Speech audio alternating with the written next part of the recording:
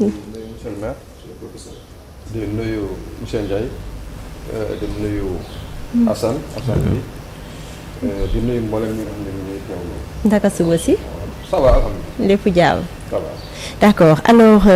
pour une rubrique chronique du jour, la majorité PASTEF à l'Assemblée pour faire juger l'ancien président Macky Sall pour trahison, tandis que son frère Aliou Sall et son épouse sont poursuivis pour des faits présumés de blanchiment de capitaux et d'association de malfaiteurs. Une actualité qui remet au cœur du débat public des notions essentielles au cours de justice, procédure pénale, garde à vue, cautionnement, entre autres, autant de termes sur lesquels notre chroniqueur promet de faire un focus. Alors, Ibrahima Anne nga wax ci indi ab taxaw seetlu kon ñu daal di ko jéem a indi rek ci nga jàpp ci waaw da ngay koy waaw d'accord kon nga war a indi ay ponk yu am solo ndaxte jamono ji actualité bi dañuy nemmeeku yooyu les termes mu bëri lool tey nag ñu gis ne rek président ki groupe Pastef nag foofee ca assemblée nationale lu ñu bëgg a jamono ji rek mooy daal di càmbar benn projet bi am te moom mooy tax rek ñu mën a indi kii di président Macky Sall rek daal di ko yóbbu ci lim si sax moom mooy haute cour de justice rek ngir ko toppee ci wàllub haute trahison laata ñuy gën a xuus rek ci waxtaan bi lan mooy li nga xam te moom mooy haute cour de justice Ibrahima Anne. haute cour de justice benn juridiction la boo xam ne constitution bi moo ko prévoir maanaam article 99 moo ne moo prévoir haute cour de justice des fois nag dañuy dégg la haute cour de justice n'a pas été installée maanaam si les gens disent que la haute cour de justice n'a pas été installée c'est que ses membres n'ont pas été installés parce que constitution bi dafa ne à chaque nouvelle législature dans les quelques mois qui suivent l'installation donc dañoo war a tabb li nga xam ne moom mooy député yi fa war a siéger mais la haute cour de justice elle est dans la constitution depuis toujours donc article 99 moom moo ko prévoir donc li ko tax a jóg moom mooy juger kii nga xam ne moom mooy président de la république bu demee ba jeexal liggéeyam ci bopp réew mi wala kii nga xam ne moom mooy premier ministre wala kii nga xam ne moom mooy ministre koo xam ne ministre la membre du gouvernement ci acte yoo xam ne dañ leen commettre te mu am benn lien ak fonction yi nga xam ne moom lañ doon exercer donc grosso modo loolu mooy haute cour de justice. grosso modo gannaaw loolu nag ñan ñooy membre yi nga xam ne ñoom ñoo bokk ci haute cour de justice. waaw membre haute cour de justice yi maanaam mën nañu wax ne haute cour de justice dafa am une composition hybride dafa am ay magistrat professionnel am ay magistrat non professionnel yi junjoon naa ko sànq mooy ñi nga xam ne les députés yi ñuy tàbb à chaque début de législature donc ñooyu on peut dire que c'est des juges mais non professionnels c'est pas des juges en fait formés pour exercer des fonctions de justice donc ay députés lañu c'est des politiques mais la loi bi noonu la ko tegee mais ci seen kaw à chaque fois c'est le président de la Cour suprême moom mooy présider bu ñu demee ba cappaandaw ga ba war a juger donc c'est le président de la Cour suprême moom moo war a présider donc la haute cour de justice les fonctions de parquet et d'instruction nag sont assurées soit par le procureur général le parquet général de la Cour suprême soit par li nga xam ne moom mooy les magistrats de la Cour d'appel donc loolu la dafa am des comment dirais-je dafa am jugement mais aussi dafa am li nga xam ne moom mooy instruction mais mu am aussi ministère public maanaam li nga xam ne moom mooy parquet le parquet général. d'accord kon gannaaw loolu tamit ñu bëgg a xam rek yan procédure lañu war a topp foofee ca haute cour de justice yi. donc procédure bi ni ko Ayib dafee junjee donc d'abord dafay am benn vote de mise en accusation donc je sais pas xaw ma ndax yaa ngi fàttaliku dans le passé jamono Idriss Seck dans l'affaire des chantiers de Thiès. amoon na benn vote une résolution de mise en accusation et bu yàggul aussi avec les ministres am na ay quelques ministres je crois de l'ancien régime yoo xam ne Moustapha Diop ak ñeneen ñoo xam ne dañ leen doon poursuivre devant la haute cour de justice donc il y avait eu aussi une résolution de mise en accusation mais résolution de mise en accusation boobu il faut que mu qu'elle soit adoptée par 3/5 des membres de l'Assemblée hormis donc loolu aussi c'est une précision de taille ñi nga xam ne dañoo bokk ci haute cour de justice bi ba pare ñooñu dañu bokk ci vote bi donc ñooñu bu ñu leen génnee ba pare les 8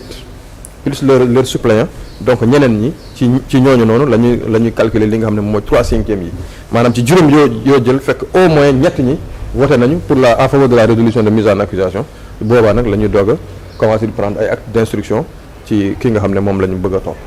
tey lu ñu war a def rek ngir mun a topp kii di xamante ne ay jamono nekkoon na fi président di Macky Sall ci lu ñu ko war a topp exactement. donc gisaguñu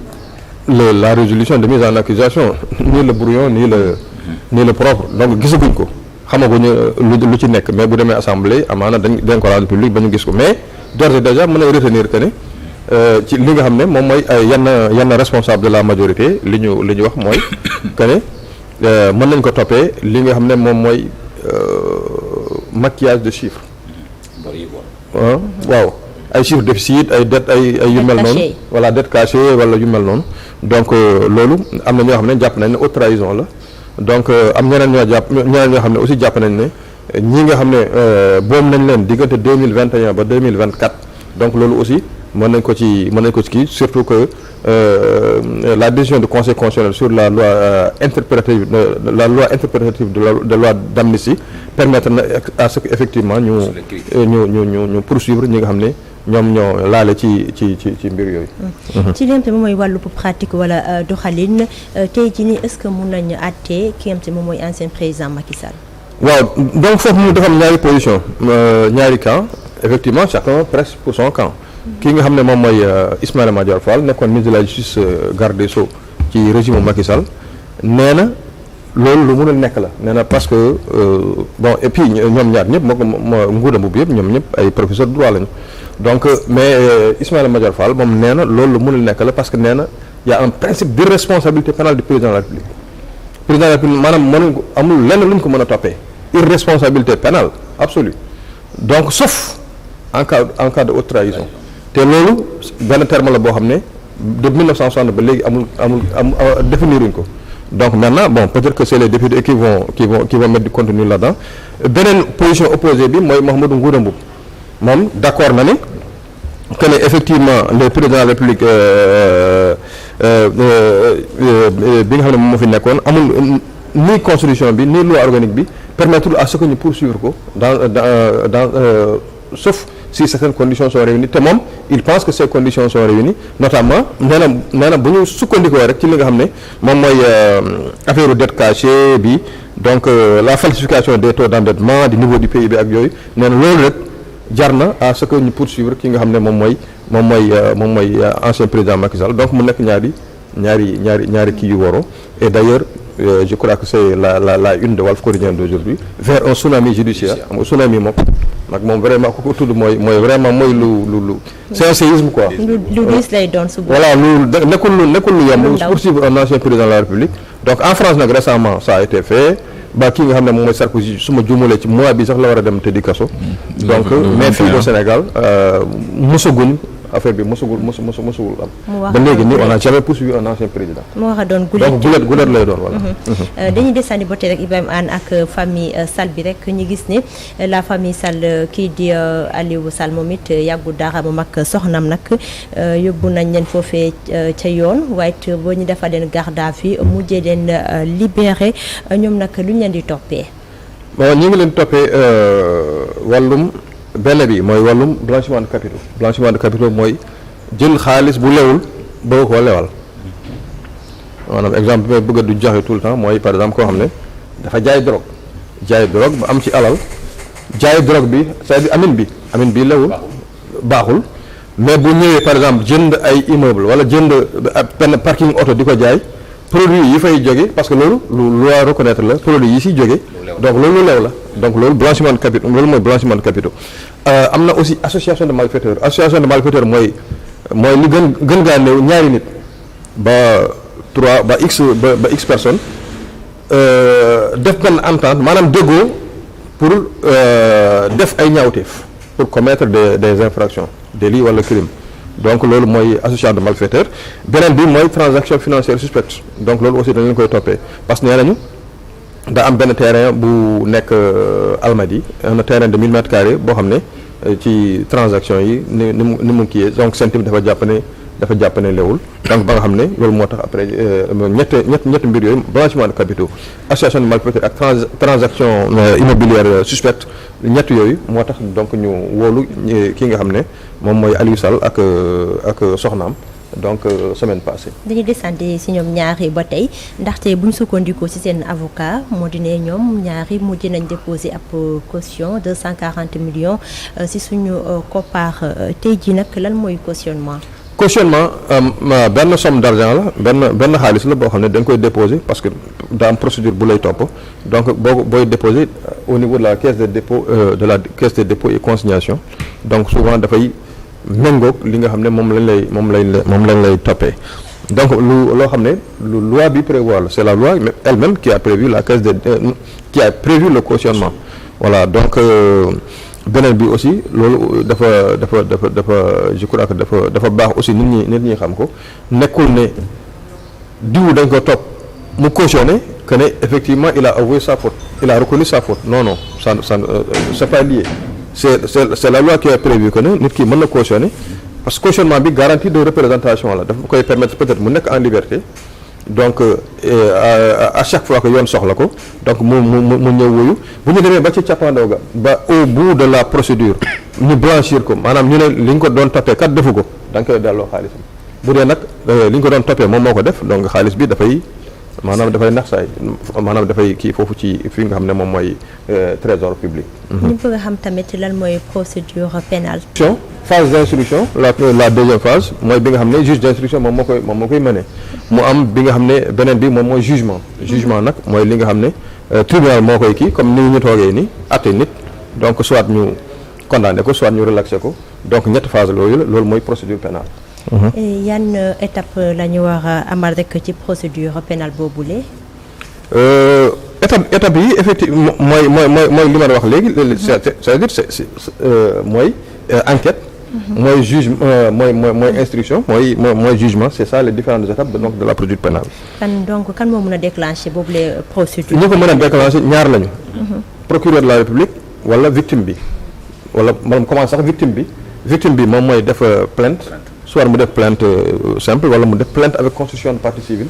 donc boobu mën a déclencher action publique beneen bi mooy procureur de la République aussi mën na li ñu naan autosaisine mën a dégg benn affaire par exemple mu autosaisir wala mu am kenn koo xam ne daf ko yëgal mbir maanaam plainte auprès du procureur de la République moom mu déclencher aussi l'action publique donc ñaar ñooñu ñoo mën a déclencher li nga xam ne mooy procédure pénale. ñaar yooyu ñoom ñoo ko mën a déclencher ñu gis ne aussi juridiction pénale bi bëri na façon est-ce que mën nga ñu ko limal. juridiction yi dafa dépendre rek ci gravité infraction bi donc mën na jàpp ne ñett la maanaam ay wàllum contravention comme par exemple risque sur la voie publique noonu la ñoo xam dañ doon xeex ci mbedd par exemple xam nga loolu contravention la wala yenn règle du code de la route maanaam boo ko violé par exemple brûler un feu rouge par exemple loolu c'est une contravention yooyu kooku nit ki bu ci kii donc mën na ko ci jàppee mën nañ ko yóbbu tribunal li ñuy naan tribunal de simple police maanaam mooy tribunal bu gën a suufee maintenant bu dee délit nag comme par exemple ay sàcc lu mel ne sàcc par exemple loolu c'est un délit donc loolu tribunal correctionnel la maanaam mooy tribunal d'instance bu dee wàllum boom nit nag ak lépp loo xam ne dafa xeetoog loolu maanaam faat bakkan wala di jaay drogue di jaay drogue ci yenn quantité yi donc loolu aussi crime la bu boobaa chambre criminelle la donc mën nañ jàpp ne tribunal de police la tribunal de